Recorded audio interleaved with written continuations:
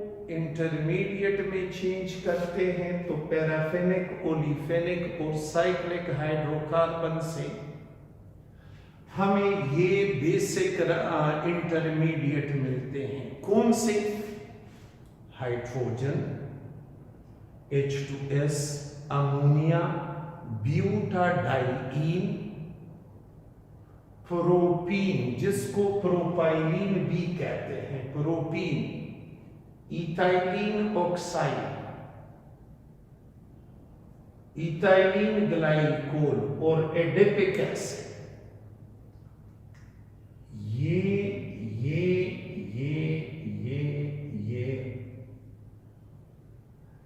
ये कुछ main important intermediate हैं जो हमें पैराफेनिक, ओलिफेनिक और cyclic hydrocarbon basic raw material से हासिल होते हैं। इन्हें फिर हम डिजायर प्रोडक्ट में चेंज करते हैं। कौन से हैं वो product? Sulphuric acid, urea, carbon black, methanol, formaldehyde, fibre यानी कपड़ा, धागा और रबर। ये एरोमेटिक्स हैं। Aromatics means benzene, toluene, xylene। Mainly उससे ये चीजें तैयार होते हैं। इथाइल बेंजीन, स्टाइरीन, स्टाइरीन इस कंपाउंड को कहते हैं। इसे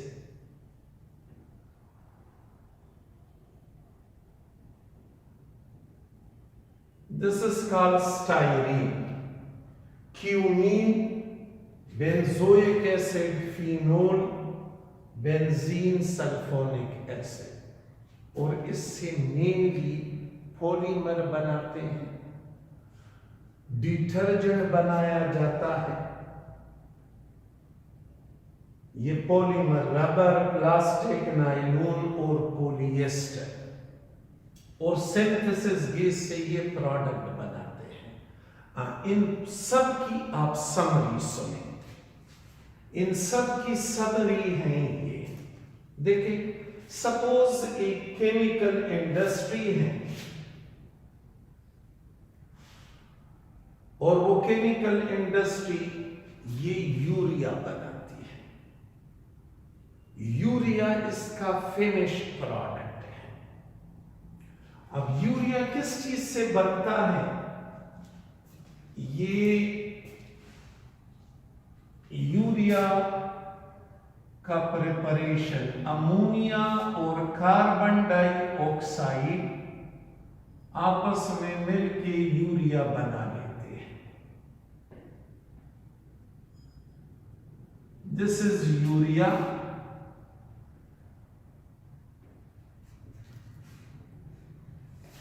दो रिएक्टेंट हैं यूरिया को प्रिपेयर करने के लिए। One is ammonia and other is carbon dioxide. ये हमारा फिनिश प्रोडक्ट है।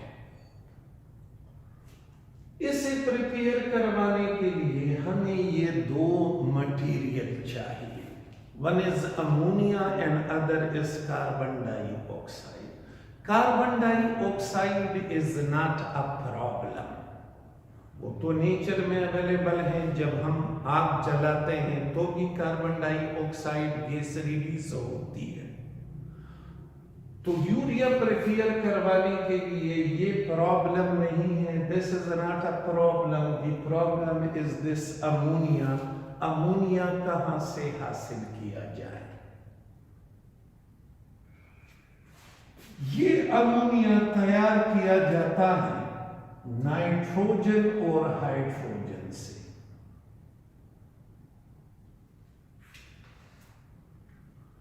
तो मेरा जो मेन रिएक्टेंट था यूरिया को प्रिपेयर करने के लिए वो था ये अमोनिया। अमोनिया किस चीज से बनता है? हेबर्स प्रोसेस के थ्रू बनता है, नाइट्रोजन और हाइड्रोजन को मिला के। अगेन अमोनिया के प्रिपरेशन के लिए मेरे पास दो रिएक्टेंट हैं। One is nitrogen and other is hydrogen. ये नाइट्रोजन मसला नहीं है क्योंकि ये तो ईयर में मौजूद है। ईयर में 78% नाइट्रोजन गैस होती है। This hydrogen is a problem. ये हाइड्रोजन हम कहां से ले आए? हाइड्रोजन नेचर में अबंडेंटली अवेलेबल है, लेकिन वाटर की शक्ल में। जहां पे हाइड्रोजन को ऑक्सीजन ने पकड़ रखा है, तो एक तरीका तो ये है कि वाटर से हाइड्रोजन को बाहर निकाले, लेकिन वाटर एक स्ट्रॉन्ग मॉलिक्यूल है, ऑक्सीजन हाइड्रोजन को छोड़ता नहीं है, तो वाटर से हाइड्रोजन को निकालना इकोनॉमिकली फिजिबल नहीं है। ये हाइड्रोजन अब हम कहां से लाएंगे? तो केमिकल इंडस्ट्री जिसमें यूरिया तैयार होती है, उसके लिए जो बुनियादी रॉ मटेरियल है वो है ये हाइड्रोजन। तो केमिकल इंडस्ट्री पेट्रोलियम इंडस्ट्री के पास जाएगी और वहां से अपने लिए हाइड्रोजन गैस खरीदेगी। ये हाइड्रोजन कहलाएगा बेसिक रॉ मटेरियल या प्रीकर्सर। ये हाइड्रोजन इस यूरिया का स्टार्टिंग मटेरियल है। जब हमारे पास हाइड्रोजन गैस मौजूद होगी, वो हाइड्रोजन हम नाइट्रोजन के साथ रिएक्ट करेंगे। नाइट्रोजन तो एयर में मौजूद है, एयर से नाइट्रोजन मुफ्त में लेंगे, हाइड्रोजन खरीदेंगे, दोनों को रिएक्ट करेंगे, अमोनिया बनेगा। ये अमोनिया फिर कार्बन डाइऑक्साइड के साथ रिएक्ट करेंगे और इससे हमारे पास ये यूरिया बन जाएगा। सो ये कहलाएगा बेसिक रॉ मटेरियल, ये कहलाएगा इंटरमीडिएट, जबकि ये कहलाएगा फिनिश प्रोडक्ट। तो ये वो बेसिक रॉ मटेरियल और डिस्टिलेट हैं, ये वो इंटरमीडिएट हैं जो बीच में बनते हैं, जिनका खुद कोई यूज नहीं है, बल्कि इसको और डिजायर प्रोडक्ट में चेंज किया जाता है।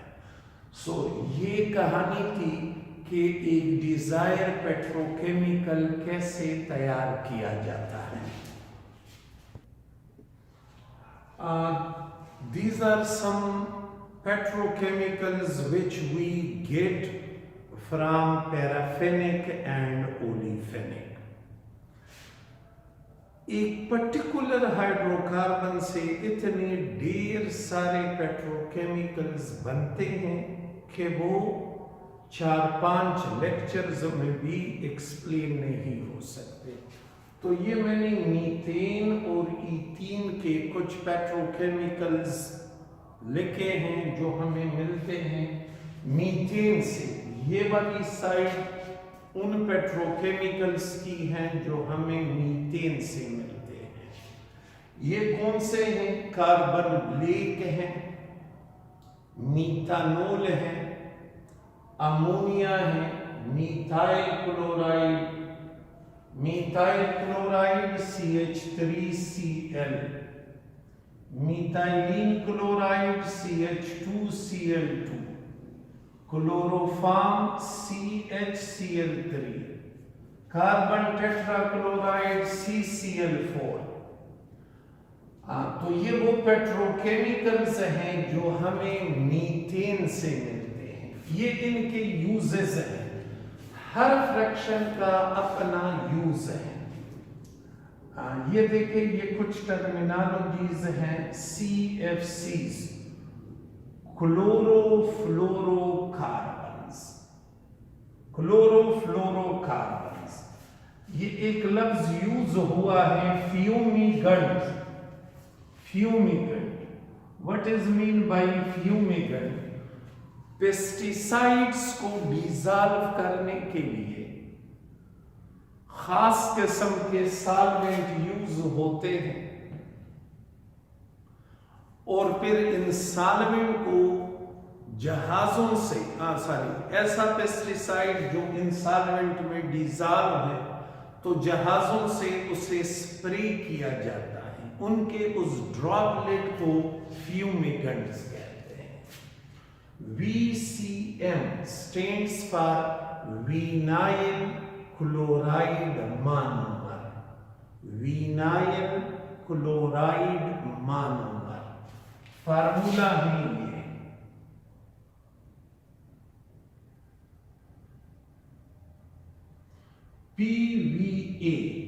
PVA stands for polyvinyl acetate। polyvinyl acetate यूं लिखते हैं ऐसे।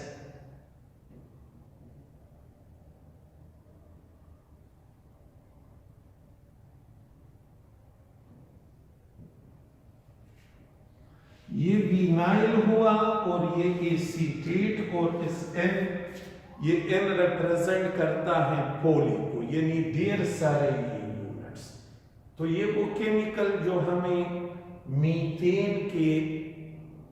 मीथेन से मिलते हैं और ईथीन से। तो ईथीन से हमें ये वाले प्रोडक्ट मिलते हैं। ये बात भी जहन में रखें कि exactly the similar product can be obtained from ethane as well। ये इथाइल बेंजीन, इससे स्टाइरीन तैयार किया जाता है जो कि प्लास्टिक है या प्लास्टिक का एक मेन जुज़ है। क्लोरोईथेन ये पेट्रोल में यूज होता है in the form of TEL, tetra ethyl lead. ये था TML, tetra methyl lead, tetra ethyl lead, ये फार्मूला है। इनका क्या रोल है? इनका रोल है एज एंटी नॉकिंग एजेंट। जो बात मैंने आपको स्टार्ट में बताई कि लो क्वालिटी फ्यूल इंजन में नॉकिंग पैदा करते हैं, लेकिन अगर ये दो कंपाउंड्स उसमें ऐड किए जाएं तो फिर नॉकिंग पैदा नहीं होती। यानी ये एंटी नॉकिंग एजेंट है। ग्लाइकोल और पॉलीईथीन ये वो मेन प्रोडक्ट है जो हमें ईथीन से हासिल होते हैं, और ये सारे के सारे कलेक्टिवली पेट्रोकेमिकल्स कहलाते हैं, क्योंकि इनके लिए basic raw material petroleum industry से ही हासिल किए जाते हैं।